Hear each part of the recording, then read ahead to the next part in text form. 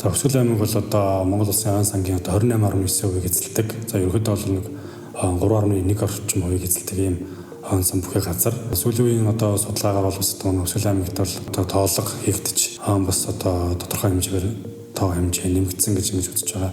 За үүнтэй холбоотойгоос Өсгөл аймгийн одоо барьж байгаа бодлого бол одоо энэ ойг бас зохистой хэмжээнд ашиглах энэ хоёр талуудыг ашиглаж одоо үйлдвэрлэл байгуулах ажлыг бол нэлээдгүй хөөцөлдөж техник эдийн засгийн үндэсний алдаа бас ингээд тодорхойлох гаргаад эрдэмтэн судлаачтай ашиглаад одоо ингээд хийж байна.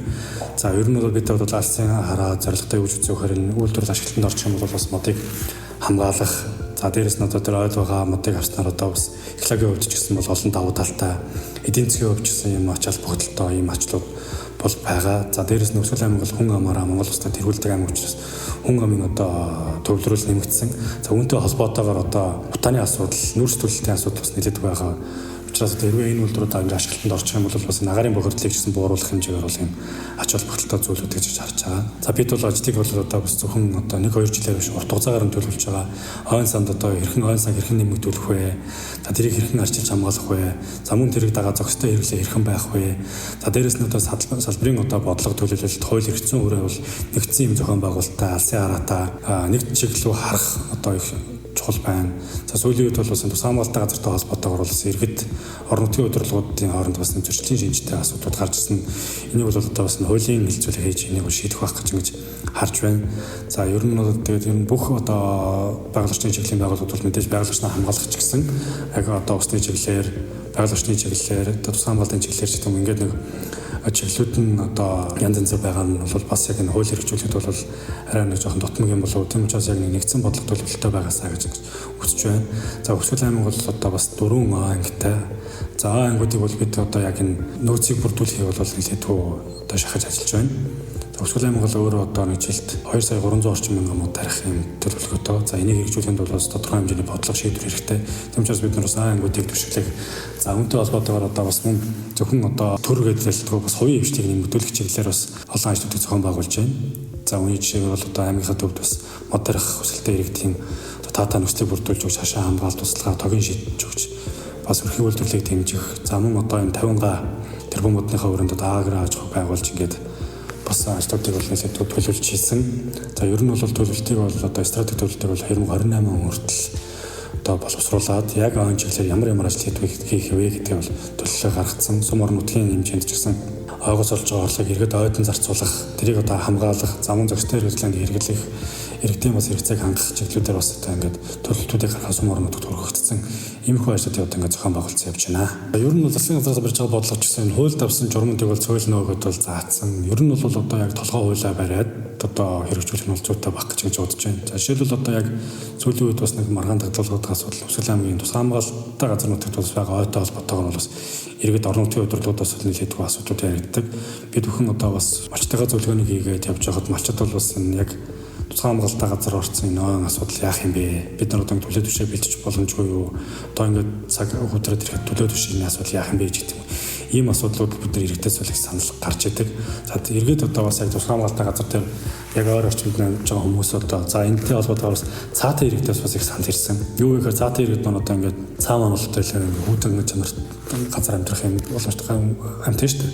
Гэтэл яг тусгай хамгаалалт руу ингээд газрын лав гүнлүүн ороод ирэхээр тэрлүүн хотоо ч юм уу буутаа ч юм уу орж болохгүй зааш. Гэтэл нэг балар яг тааглага ороод ирэхээр чинь бас тийм чинь одоо ямар нэгэн эрсдэл байгааг бид нэр хэлж мэдэхгүй шүү. Тийм учраас энэ асуудал хүнд байдаг гэдгийг бол цаат иргэд бол бас дуулгаж байсан. За одоо сумын иргэд бол төлөө төвчний асуудлыг нэлээд ярьдаг.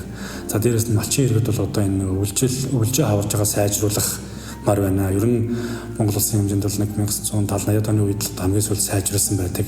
Одоо сүүлийн үед юусаа ингэ сайжруулаагүй байна.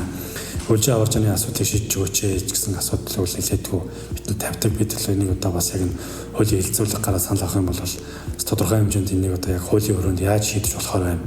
Тэгвэл энийг бол шийдэх ингээд мэргэжлийн байгууллагад холбоотойгоор орж өгөөч гэсэн юм бол мэдээж бид байгаль хамгаалах учраас тэрийг зохистой хэмжээнд бол байлгалтаар бол анхаарна. Гэхдээ иргэд энэ чинь хүн байгаа учраас бас хүнлүүгээ чиглэсэн асуудлууд бас байх ёстой учраас энэ асуудлыг аль талаас нь одоо ингээд хараад яг одоо юм иргэдээс тэр малчин иргэдээс тэр мэргэжлийн байгууллагаас тэр ангуудаас тэр бүх тал талын мэдээллүүдийг цуглуулад яг энэ хүний хэрэгцээ сонирхолд нийцсэн одоо ийм сайн одоо хуулийн хэлцүүлэг болоод сайн хууль батгах тухай гэдэг бол ингээд тийм хүлээлттэй байна.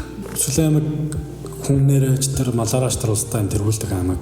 За тэгээд одоо тэрбум модны хүрээнд одоо ойж ултыг нэмэгдүүлээд яг ойд мод дээрхаар бол яг шударгалт тулс мал очоод хийдчих тохиолдолд нэлээд байдаг. Тийм учраас бид нар энэ жилийн хувьд бол энэ ойж ултыг бол бас хашаа хамгаалттай, услаатай, хариуцах эзэнтэй байгаасаа гэж үзэж байна. Ер нь бол одоо миний харж байгаа бол энэ ногоон байгууламж нэмэгдүүлэх, ойг нэмэгдүүлэхэд бол хариуцах эзэн. Энэ жилийн одоо бид нар ингээд тариад үлдээгээд дараа жилийн услага ажиллагааны зардал гэж шийдэгдэхгүй учраас ингээд зүгээр л тэр жилийн тарьсан болоод хаяад. Тийм учраас энийг бол цогцоор нь авч үзэх гэсэн. Энэ жил тарилаа, дараа жилийн зардлыг хэн хариуцах юм, аль байгууллага хариуцах юм гэдэг нь тодорхойгүй ингээд үлдчихэж байгаа учраас талаар нэг нүх ухсан одоо үндсэндээ тэрийг модыг тэнд авч ингээд болсон байлтай байна. Тэгэхээр бид нар бол яг цогцоор шийдэх хэрэгтэй. Энэ жил мод тарьсан бол услага хамгаалтын зардлыг хэд байхын тооцоод тэрийг магадгүй хувь иргэн шилжүүлдэг ч юм уу, хувь байгууллага шилжүүлдэг ч юм уу ийм байдлаар шийдэх.